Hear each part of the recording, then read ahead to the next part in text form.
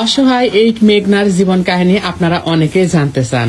অনেকদিন থেকে আপনারা কমেন্ট করে জানতে চান যে মেঘনা কেন এত দুঃখের গান বলে, কেন এত কষ্টের গান গায়, তাই না মেঘনা?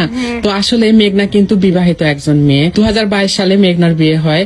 মেঘনা যখন কোন ক্লাসে পড়িস মেঘনা? তখন মেঘনা ক্লাস 7-এ পড়ে। আর কত বছর বয়সে বিয়ে হয়েছিল তোর? 14 বছর বয়সে মেঘনার বিয়ে হয়েছিল। কত বছর সংসার করছিস? 3 বছর। তো মেঘনা প্রায় 3 বছর সংসার করছে, স্বামীর সংসার।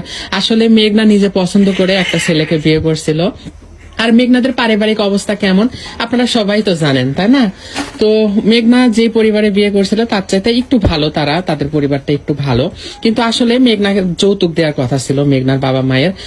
তো মেঘনার বাবা মা দিতে পারছিল না তাকে যৌতুক। আর এই যৌতুক না দিতে পারার কারণে মেঘনার স্বামী সবসময় মেঘনাকে, শাশুড়ি স্বামী সবাই নানান রকমের কথা বলতো মেঘনাকে। যৌতুক আয়না দিলে তারা ইনকাম করবে, মেঘনাকে খাওয়াবে। আর এই যে 3টা বছর মেঘনা স্বামীর সংসার করেছে, তাকে কিন্তু তারা একটা টাকাও দেয়নি, কোনো ইলাক পোশাক কিচ্ছু দেয়নি, খাইতে দেয়নি। মেঘনা বাপের বাড়ি থেকে বাজার করে নিয়ে যেত, সেই বাজারটা ওখানে খাইতো।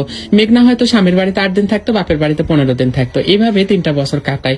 এর ফাঁকে মেঘনার কোল জুড়ে আসে ছোট্ট ফুটফুটে একটা পুত্র সন্তান। আপনারা অনেকেই জানেন না যে মেঘনার একটা ছেলেও আছে। মেঘনার 3 বছর যখন হয়ে গেছে, বাড়ি থেকে প্রচুর চাপ দেয় হচ্ছে যৌতুকের জন্য, তাই না মেঘনা?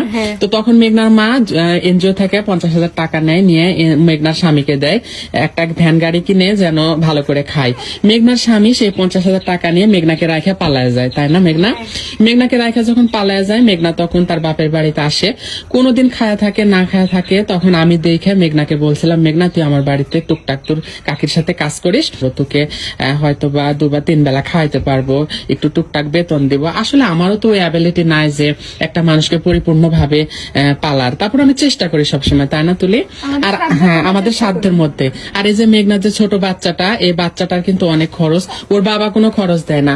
মেঘনার মা যে টাকাটা এনজিও থেকে উঠায় দিছে, সেজন্য মেঘনার মা হচ্ছে জুট মেলে কাজ করে, মানুষের কাজ করে। আর মেঘনাদের নিজেদেরও থাকার জায়গা নাই।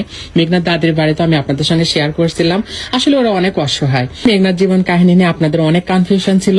আসলে এই বাবুটা এখন থাকে তার নানির কাছে, নানার কাছে, মানে মেঘনার মা বাবার কাছে। মেঘনার মা আছে, বাবা আছে, তারা অন্যের জায়গায় থাকে। আসলে ওদের নিজস্ব কোনো জায়গা নাই। আর মেঘনার দাদিও যে জায়গাতে থাকে ওটাও মানুষের জায়গা।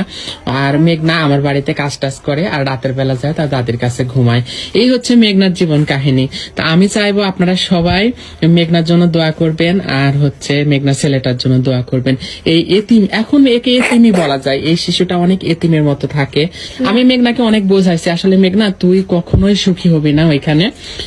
তো ইনশাল্লাহ সামনে একটা ফয়সালা হবে মেঘনাদের। তো আমি মেঘনাকে সাহস দিচ্ছি, মেঘনা তুই আর কোনো চিন্তা করিস না, আমি আছি তোর পাশে।